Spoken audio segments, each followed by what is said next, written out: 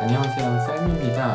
오늘은 지난 시간 이모의 새집 증후군 그 첫 번째 이야기에 이어서 두 번째 이야기를 할 텐데요. 첫 번째 이야기 잠시 제가 말씀드리면 진단과 그에 따른 적절한 처방이 중요하다 이렇게 말씀드렸어요.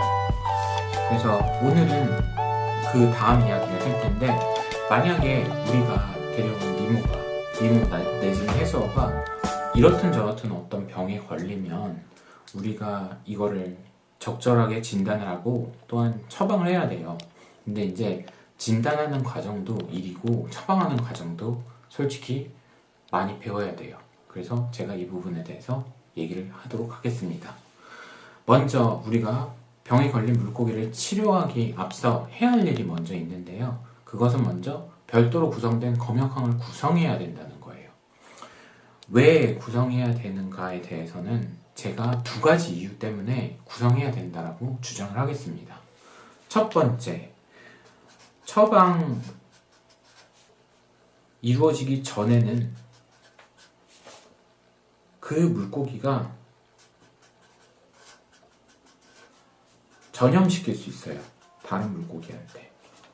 그렇기 때문에 우리는 별도로 구성된 공간에서 그 물고기를 빼내서 치료를 하는 게 상식적으로 맞죠. 우리가 몸이 아프면 집에서 치료하지 않고 웬만하면 병원에 가죠. 그런 거나 마찬가지라고 생각하시면 되고요.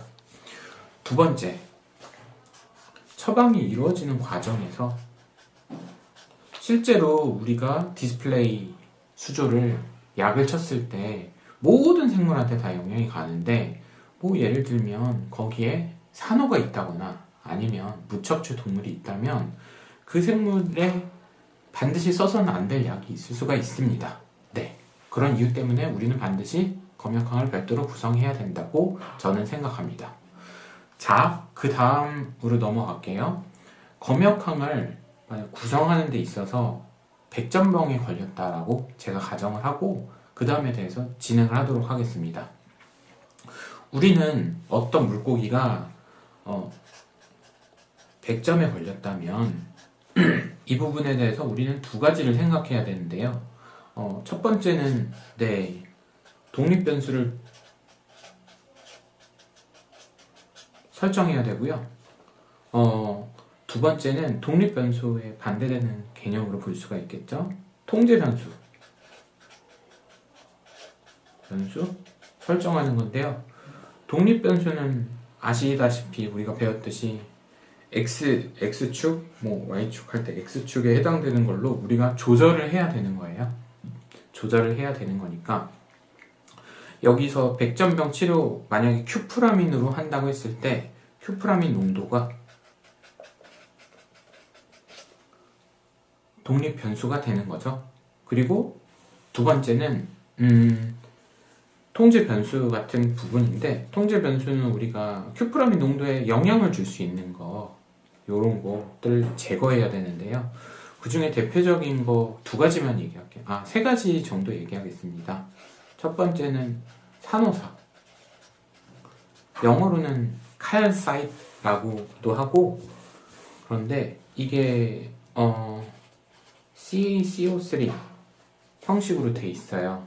탄산칼슘이라고 할 수 있죠. 근데 구리를 넣으면 이게 구리 이온을 흡착해서 농도를 맞추기가 까다로워집니다. 두 번째, 산호사랑 비슷하거나 같은 성분으로서 라이브락 있죠. 라이브락 있고, 그 다음에 라이브락도 CaCO3로 구성되어 있는 부분이 있기 때문에 이것도 우리가 큐프라민 용액을 첨가를 했을 때, 수조 속에 넣었을 때 그 농도가 우리가 생각하는 것처럼 나오지를 않고 다르게 나오는 수가 있어요. 이런 부분 때문에 그렇고, 그 다음에 세 번째는 가장 중요한데요. 모든 치료에 있어서 가장 중요한데, 사용하고 계신 활성탄, 이거를 영어로는 activated carbon이라고 그러는데 여기 다 안 나오네. 그런데 활성탄은 제거해 주셔야 돼요. 이게 큐프라민 뿐만이 아니라 모든 약품 다 흡수하는 기능이 있어서 이런 부분을 사용하게 되면 결국에 큐프라민이 소용이 없게 되는 거죠. 이거를 거꾸로 잘 활용하면은 큐프라민을 치료가 다 끝나고 2주 정도 치료 기간이 끝나고 큐프라민을 제거하고 싶을 때 그냥 활성탄 쓰시면 돼요.